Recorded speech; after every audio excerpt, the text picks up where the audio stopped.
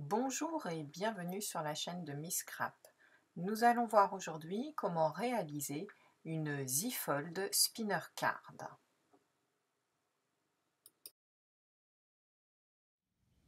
Bonjour à toutes et à tous. Aujourd'hui, nous allons voir ensemble comment réaliser cette carte qui, lorsqu'elle se déplie, attention, vous allez voir, c'est magique.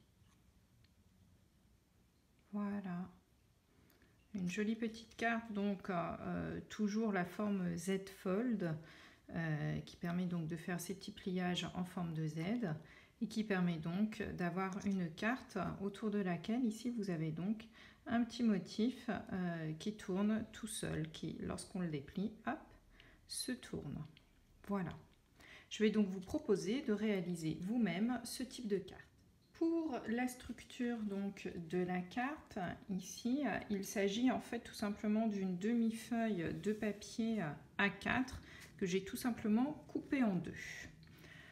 Vous avez donc un format qui est donc 21, la largeur du papier A4 sur 14,85 de haut. Vous allez marquer un pli donc à la moitié à 10,5 et vous allez remarquer un autre pli ici à 5,25 cm. Je vous mets bien entendu aussi les traductions dans le système impérial. Pour décorer la carte comme je l'ai fait ici, j'ai utilisé donc notre papier ici donc de la collection féerique que j'aime vraiment beaucoup, et j'ai découpé donc 3 morceaux. Un premier morceau ici qui va donc faire 10 par 14,3 et deux autres morceaux ici qui font tout simplement 5 cm de large sur 14,3 de haut. Comme je souhaitais mettre un texte en embossage à chaud comme je l'avais fait ici, j'ai déjà ici utilisé donc mon petit set de tampons anniversaire idéal et j'ai donc positionné mon texte et je l'ai déjà embossé à chaud. Voilà, mes papiers ici sont collés. Il me reste maintenant à faire ici le trou. Pour cela, j'utilise donc mon die rond que je vais positionner. Alors je vous conseille de plier déjà votre carte pour voir un petit peu comment va se positionner mon cercle par rapport au texte que vous avez mis s'il est assez haut. Et ici, vous allez, donc moi, sur mes cercles, en fait, je fais une petite marque à la moitié, ce qui me permet de les positionner correctement ici sur mon papier et que ce soit réellement sur la pliure. Pour être sûr également qu'ils ne bougeront pas lorsque je vais les passer sur la Big Shot, même si vous utilisez la plaque magnétique, je préfère être sûre de moi. Et dans ce cas-là, je mets juste un tout petit morceau ici de masking tape, ce qui me permet de positionner correctement mon die. Une fois l'ensemble découpé, voici donc ce que l'on obtient. Vous voyez que cela commence à prendre forme. Pour réaliser ici la petite forme, il va vous falloir tout simplement, donc j'ai pris notre fil très fin argenté, je ne sais pas si on le voit bien à la caméra, et j'ai déjà donc tamponné et découpé deux petites formes qui m'iront très bien. Je prends donc un morceau suffisant de fil, ensuite je positionne, hop, si j'y arrive, voilà, un morceau de scotch ici, j'enlève bien entendu la pellicule et sur l'autre morceau de scotch de mon motif, sur l'autre côté de mon motif, pardon, je positionne de la colle. Je prends suffisamment de fil, je le positionne donc au centre de mon cœur, comme ceci. Voilà.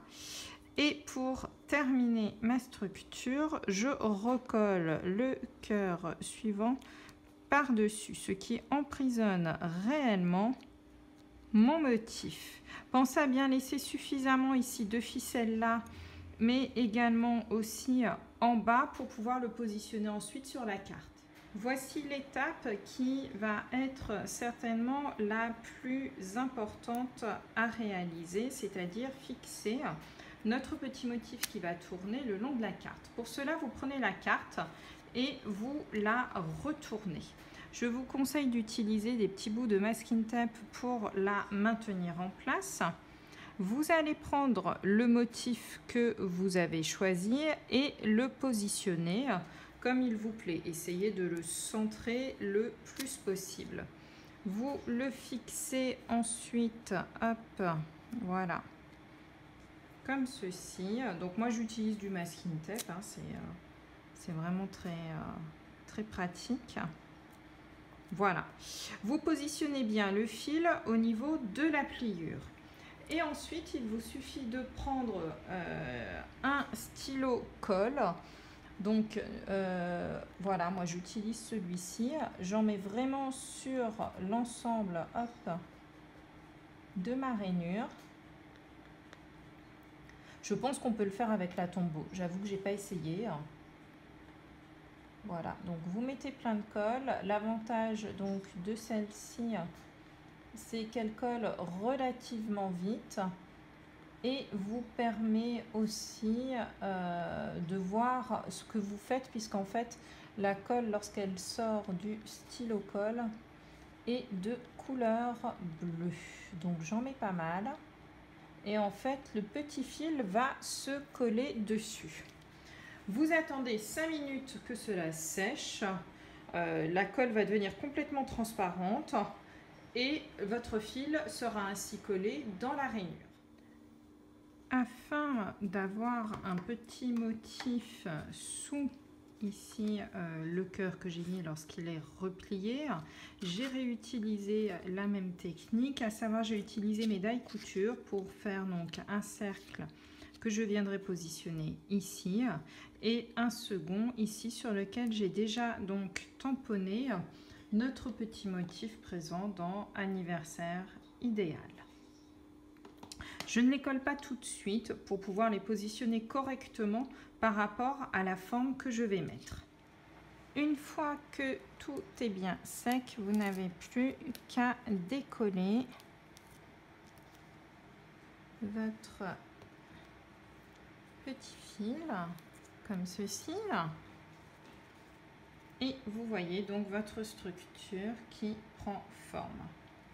Voilà. Alors on pourrait très bien la laisser ainsi. Voilà, donc on coupe hop, les petits fils qui dépassent. Et il me reste donc à faire mon petit fond avec les deux petits cercles que j'avais préparés tout à l'heure. Hop, on positionne. Alors moi je vous conseille de refermer votre carte comme ceci. Voilà. Ah zut, ça n'a...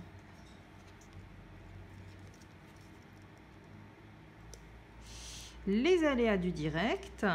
Je suis allée un peu trop vite en enlevant donc mon petit fil. Mais voici donc ce que ma carte pourrait donner.